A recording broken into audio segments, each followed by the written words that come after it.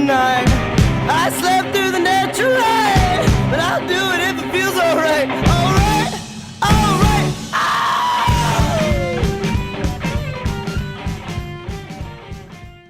Welcome to the Central Coast Poetry Shows, and I'm your host, Jim Russo. My reason for producing the show is this. For about 10 years, I've been reading and attending poetry readings all over California's Central Coast. During that time, I've had the great privilege of hearing and seeing some very talented poets read their own words. This show is to be a platform for those poets to be seen and heard by you. Here are a few facts about our first guest. Ken Weisner enjoys his day job as a De Anza Community College English teacher, and both advises and edits Red Wheelbarrow, their literary journal. He also coordinates with Poetry Center San Jose and the annual Red Wheelbarrow Poetry Prize. This year's final judge is Naomi Shiad Nye. For 15 years, Ken edited Quarry West out of Porter Gulch, UCSC. Ken has published 2 volumes of his own poetry with Santa Cruz's Hummingbird Press, including Anything on Earth in 2010, and will publish a 3rd collection this January in 2019. Ken's past includes an Iowa MFA and a UCSC PhD. Ken's poems have appeared most recently in Perfume River Poetry Review, Catamaran, Censura, 9 Mile, Porter Gulch Review, and Frenzy. Ken also teaches poetry writing at Salinas Valley State Prison. And now I'd like to introduce you to my guest, Mr. Ken Weisner. Thank you for coming. Thank you, Jim Russo. This is a joy. Thanks for what you do. Well, I'm trying. So you had a few things you wanted to speak about today, so I'm going to give the mic over to you and talk about what it is you want to talk about. Well, thanks for asking and giving the time to read and to talk about poetry in my life a little bit. I'm a community college instructor, like you said.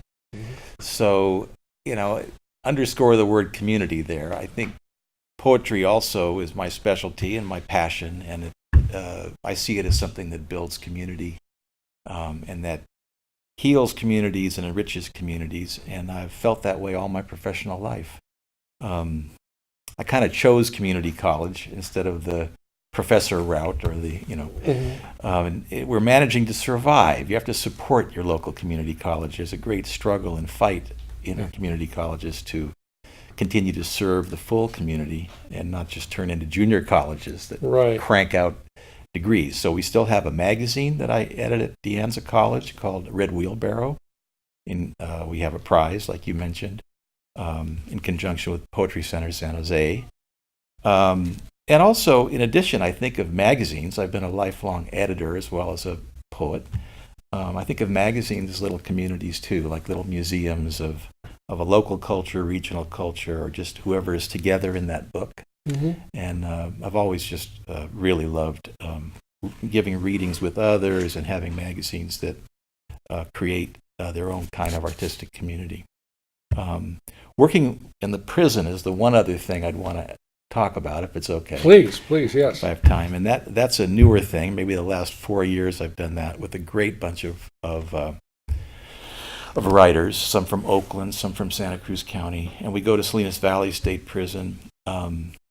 And there was a psychologist we've worked with there who has since moved on, but we continue to work with the inmates. And it's very healing and very gorgeous work. And I hope one day you'll have inmates work on your show as well. Yeah, I look forward to that. Okay. There's a couple of things that we've got in the works. That's one. I also want to have some Latino students on here to talk about immigration. I want them to get them to write poems about immigration. We need the young voices and what they're going through. The public needs to hear it from them.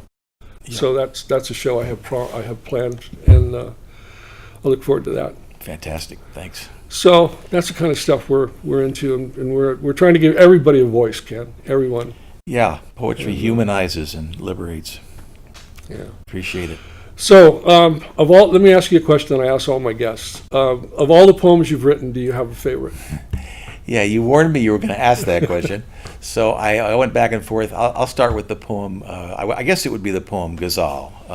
Okay. Yeah, which is a sort of political poem in a form of a ghazal. Oh, good. I like political poems. Well, I'm going to ask you to step to the podium and read that poem first, and then Okay. give us all you have.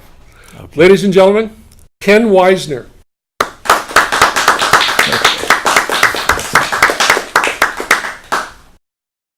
Ghazal. I'm told it's good to forgive, so I will do myself later and start with Dick Cheney. After all, I honestly wept for Frankenstein. Perhaps I can love Dick Cheney. Doris Lessing says, "Forgive what you cannot understand." I will try not to understand Dick Cheney. The lammy soul of a child is sweet, androgynous. So must be the soul of Dick Cheney. Sometimes I'm overcome that he is cynical.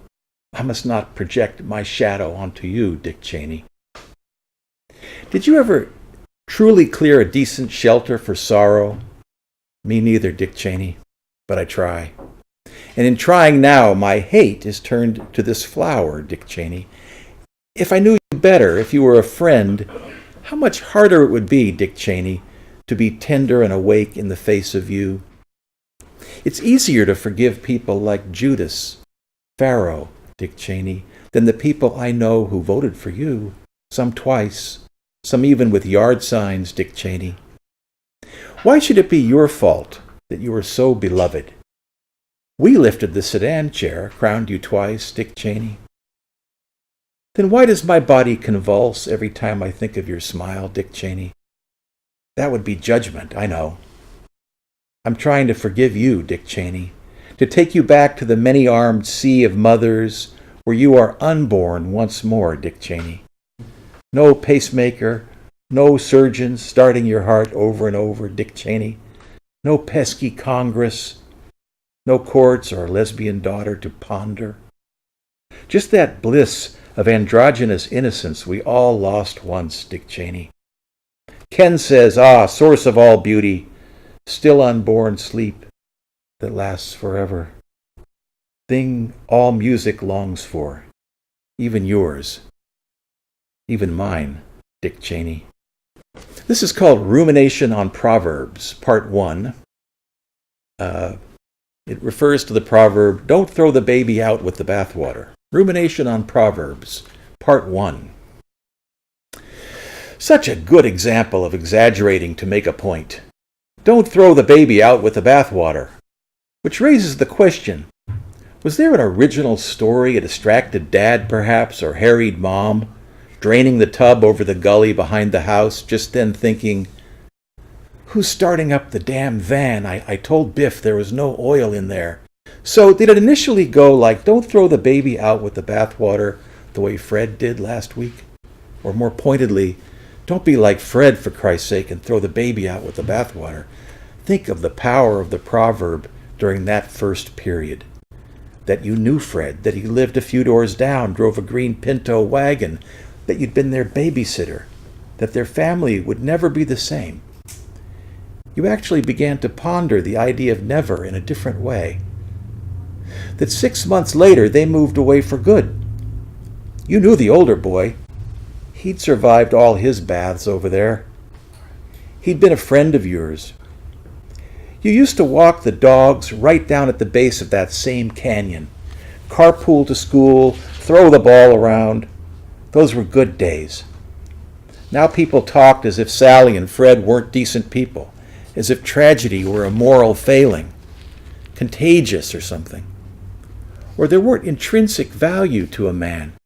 Even after he'd made such a terrible mistake, a mistake so awful, maybe it left him homeless, broken up, jobless, drunk all the time, or even in the madhouse. People laughed to get the grime off, the grim, paralyzing stench.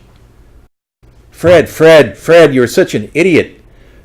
To wash their hands of it, cleanse, steer clear of all that emotion, Fred became a parody of what it is to be a father. Maybe say to a buddy taking out the garbage, hey Frank, you sure your boy's not in there? Same line to Brenda bagging leaves from her pinochle friend across the street. Or maybe to the kids, you don't take that bath, young lady, I'm going to get that Fred what's-his-name to give you one you'll never forget. And clean your room, or it's the landfill for you, pal. But these never became proverbs, for a variety of reasons. True, sometimes they all lay awake and listened hard to the garbage truck pre-dawn. There were stories of homeless in dumpsters.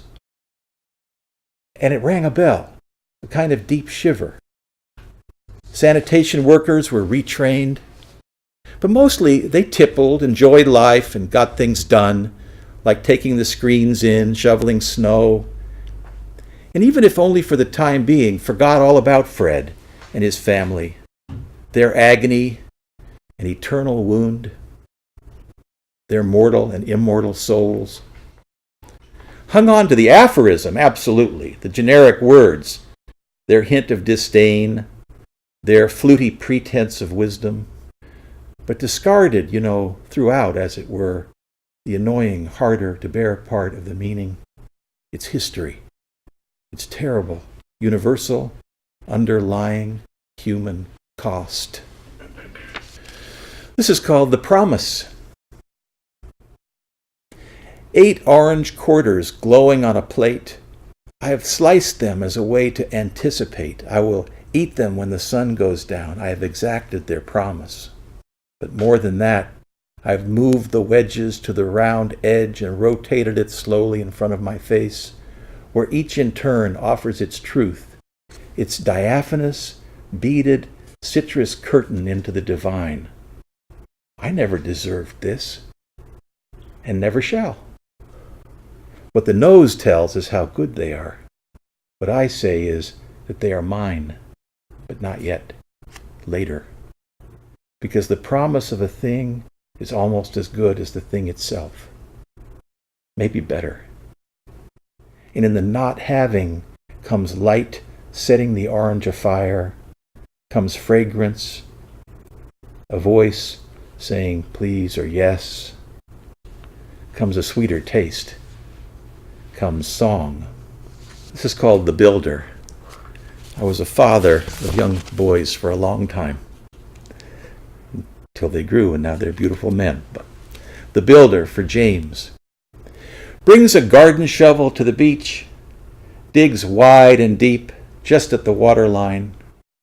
Dogs and bullies edge close, but fade and feign in grudging homage to his emerging gouty spines and regal silvery pools of tidal brine. Through it all, his hands on the shovel, his hands spinning the bucket. He builds, the builder builds and does not look up. I take his brothers somewhere. An hour later I return alone. The beach is fuller, hotter, louder. At first I can't find him against the foreground of umbrellas, screaming din, and the backdrop of pelicans swooping, tearing at fleeting shapes of anchovy.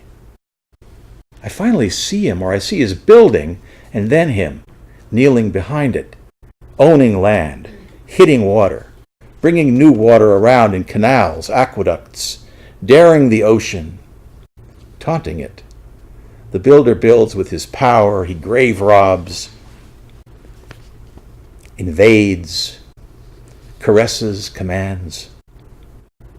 I see him pause once to drink a soda after a busy hour. He turns as he drinks and admires not his work, nor his many admirers, but the enormous flat shelf of sea and the great horizon.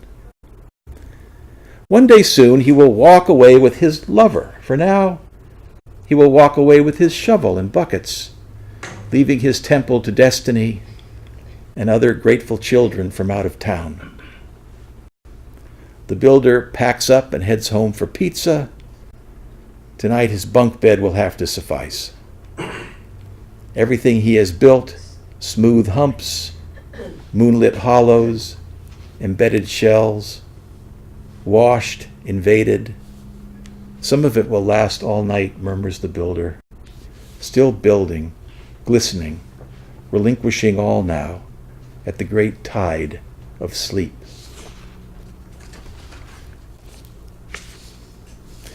This is a poem, a couple poems here from the new book coming out next year. This is based on a poem by, or about a painting by Peter Bruegel the Elder, Bird Trap, in which very often the corner of the Bruegel, someone is about to pull a rope and a trap will fall on the birds and kill them while the town as so often in Bruegel, skates on the ice in the winter wonderland nearby. Bird Trap, Peter Bruegel the Elder. I am the fowler, partridge, pheasant, turtle doves, capons, plovers, larks. I am the fowler. My trebuchet is an old door. The safer bird stays in the air. I am the fowler. Here are blackbirds, a swan to roast. I see where thou art hidden. I am the fowler. I watch the village frolic. Who will fall through? I am the fowler. I flatter with my kindness. I plant crumbs beneath the door. I am the fowler. Ich stehe op krek in de is. Many of my children will die. I am the fowler. Go on with your little lives. Beauty, you are the evil one. I am the fowler. I catch the poor, draw them to my net.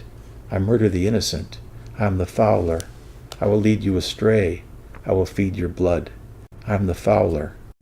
Ice is the veil of fire. Do you love the world? I am the fowler. You cannot see me in darkness, wise as the winter crow. This one's called Most Difficult. Bread is excruciating. It's all I want in the sense that I could just about live on it. But it is so abstract and such a daily challenge. This could involve making it, having, knowing what it is exactly. What good, the freshest loaf, finest slice. Devouring it, the breath of yeast, the ferment. You think you want it toasted. You know what you love on it. It is so warm and familiar. And yet, it is mostly a toasty metaphor.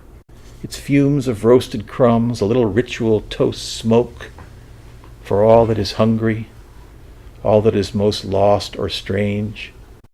Smoldering, here, a little dark fire. For you, I'm brushing off a burnt part.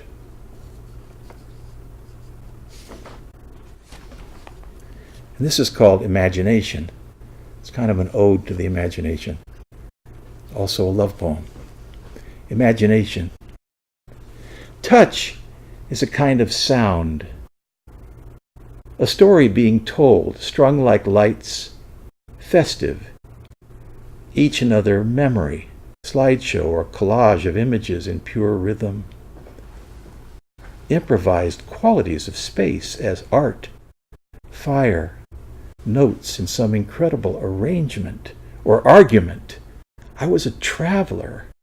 I saw this, then this, and then, oh wonder, also this.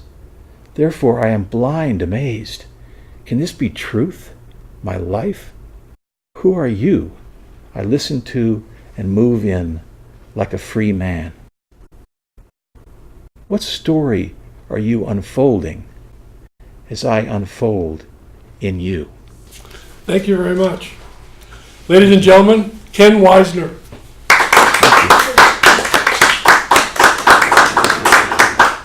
Thank you, Ken. My next guest is Lorenz Mazon Dumuk. He has 2 collections of poetry on Nego, writing thoughts, writing through the struggle, and I think poetry.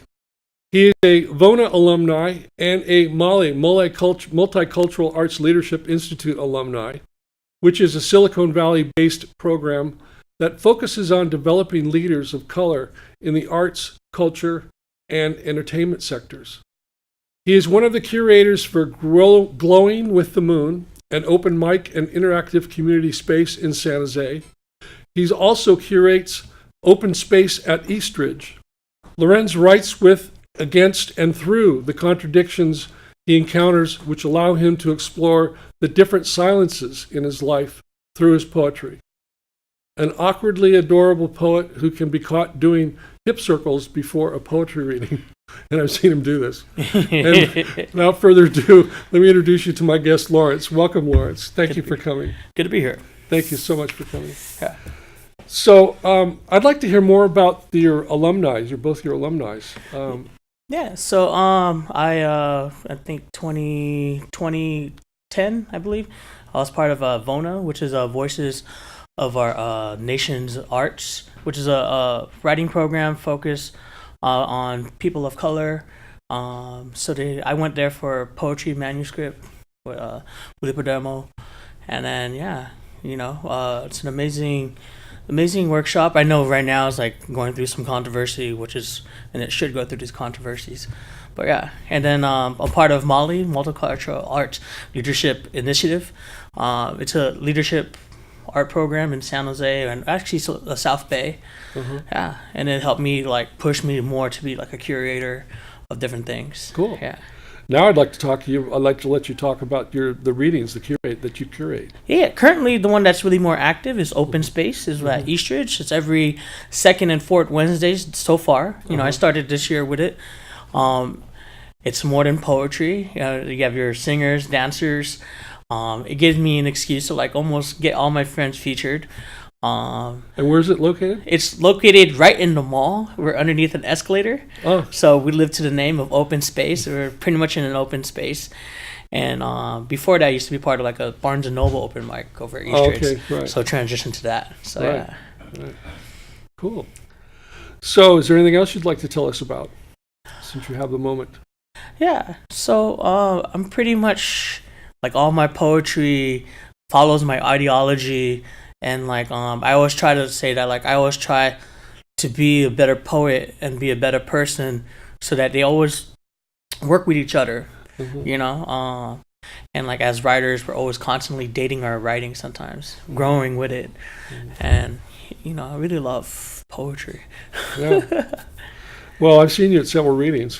We're all traveling all the time and being trying to get up there on the mic. Yeah. Let me ask you another question. Of all the poems you've written, do you have a favorite? Currently, one of the ones I love performing is On the Days. Oh, good.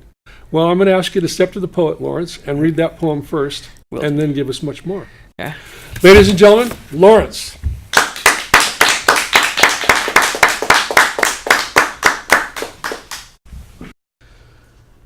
On the days I feel I am not enough, I will beat my hand into the comb hidden inside my chest, my finger dripping with honey. I am rich with sweetness. On the days I feel I am not enough, I will peacock into the wrinkles of my mind, stretch out my feathers, dance with pearlescent plumage. I am full of imagination. On the days I feel I am not enough, I will cocoon myself with compassion, spin silky threads of tenderness, snug myself against the compassion of friends. I am deserving of care. On the days I feel I am not enough, I will elephant out my lungs, shout out the lost memories and pain that just won't seem to leave me. Exhale all of that frustration and grief. Inhale this present moment. I am full of life. On the days I feel I am not enough, I will merman into my spirit. Keep on diving into who I am, my body aching to surface back up, but I keep on diving towards who I am. I am plenty of brave. On the days I feel I am not enough, I will stare into that mirror until it is no longer covered with lies. I am enough. This next piece is titled The Years I Became. 1979 is the year I became third son of Isidoro and Zenaida Dumuk, born from a tornado of a father whose words would whirlwind me into a cyclone of insecurity, born from a fire of a mother whose warmth always made me feel cared and adored. 1986 is a year I became a giant carton of Minute Maid orange juice. Learned to be my mother's libation of creativity, morphed into a box hand stapled by her own hands. Metal teeth that held everything together would pierce my chubby skin if given the chance. Costume, pierce for fixes of blood, even my mom's, as she fabricated through the weeks to bring them into fruition, felt simultaneously trapped and beautiful when hermit into my new shell. Wore an orange sweater to give the illusion my visible arms were struck outside these fabricated holes where these freshly squeezed orange juice that people love. Understood that time around the sun, what it meant to be my mother's pride, that her heart was a multitude of goodness outpouring in everything she did, armored myself as her son. 1989, I became broken scale. Needle wanting to tip to the approval of my father, my body never dialed to a number that made him feel proud. Felt the gravity of his anger pressed against me. Springs of innocence contorted and snapped from the heaviness of disappointment. I was a measurement of abnormality that my father felt he needed to be corrected. How easily I could weigh the thoughts of death. My life as paper began 1993. Felt the marks of a pulsating heart, wishing it could express and make connection. Creases of my world made their way and crumbled parts of my parchment, ripped apart whenever the words never matched my feelings or even my thought. My surface scribbled with imaginations of a stuttering teenage boy. How he'd learned he could be beautiful amongst the lines. How he started to learn the ugliness that resided in him through that seeping ink. I noticed myself abyss around 2002. Descended into emotions and feelings too confusing to even have names. Pressurized by the absence I carried, felt the depth of my loneliness. Discovered this saturation of unresolved anger, anchoring grief, drowning want for love, sank into my own vast darkness. My loving mother transformed herself into ocean that year. Turned her arms around me, even if I did not understand. Reminded me I was still her son, that I still had reasons to feel connected to this world. 2009, I shared a forest with my nanai. In the middle of the night, she spoke to groves of mango trees, no longer physically here. We spoke of their names, shared stories of their sweetness that still lingered in our hearts. I learned to brave the darkness for her. Learned that the absence of light did not equate to the absence of love. That I could invite courage and love in this dark forest we shared. That fear and loneliness didn't have to take up so much space. This is the year I learned to be a bridge of dreams. Expanded my heart and mind to love and exist beyond this physical world. Wrote in the late night as I witnessed my nanai crossing to the other side, eventually becoming a mango tree with the others.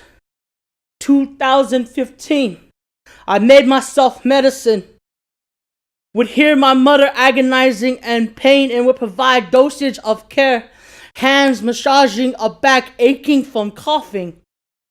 Heard lips draining into my ears the heavy stories she wanted to tell.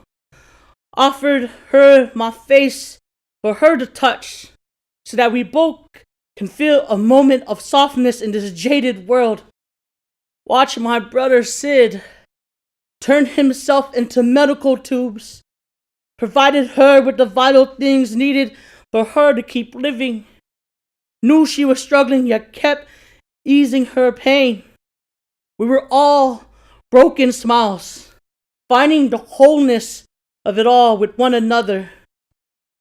2016, I became flowers, wilted when I was not in season, bloom when everything was in play, felt the dormancy of hope in seeds I carry, felt ache to push beyond the shell, beyond the dark earth I buried myself beneath, accept the warmth of those who shined in me, graciously accepted the water those who cared to share with me. This is the year my mother became a mango tree. I tore all the flowers from my chest for her, colored her physical absence with the garden she left in me, felt the barren soil I carried, knew there would be more flowers again, more reasons to grow, to expand, to unfurl what I have inside of me. The artist not forgotten. I learned not to trust spaces that love your art more than you, as if they can talk about your craft with the absence of you, minus the narrative of you. Though they can only see your work, are blind to see you, have no clue of you, nor have any desire to understand you. To these consumers, they are ready to devour your composition, spit out your bones that you framed your work with. Body spray the stench you put into your pieces, as if to call your odor foul, as if they want to remain ignorant of your grime. They will call your work beautiful. They will call you thug, nuisance, erratic, affirm the heck out of your creations, ready to adopt it off your hands, yet eject you out of your own story. Wipe themselves clean of you, though they are of purification, though they are a flawless wonder, though they can simply own your art. This is some garbage. These spaces are not about you. These are not your folks. These are not your people. This is not the culture your art is for. We must be curators of the people, protectors and sustainers of the community. Art is the imagination of the people. The people are carriers of art, spreading culture into the marrows. With colors we dare paint to portray our heart, shadows and light that photograph our complexities, ballads that speak of a freedom we dare to dream to manifest. I learned to love spaces who trust you as much as they appreciate your art. They look at you as though you are sacred. Display your work knowing there is a person who created this. They cannot fathom the removal of you. When in discussion of your creation, feel the hue of pain you illustrated subtly. Offer to hug you, to heal you, to be in pain with you. Smile at the delicate joy you narrated amongst the chaos. Contagiously reciprocate that smile back at you. As much as they are committed to your work, look out for your well-being as much as the progression of your technique will process and ride with you. Art by the people, for the people. People for the artists, for the arts. Love for love. Love for love. Ladies and gentlemen, Lorenz. Thank you. Thank you. Well, I want to thank you for watching our Central Coast Poetry Shows, brought to you here from Santa Cruz at Community TV. My name is Jim Russo. Find us again, and good night.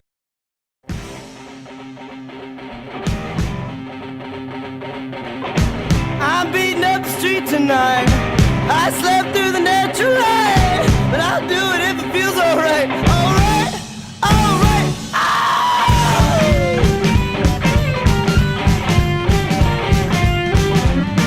Oh!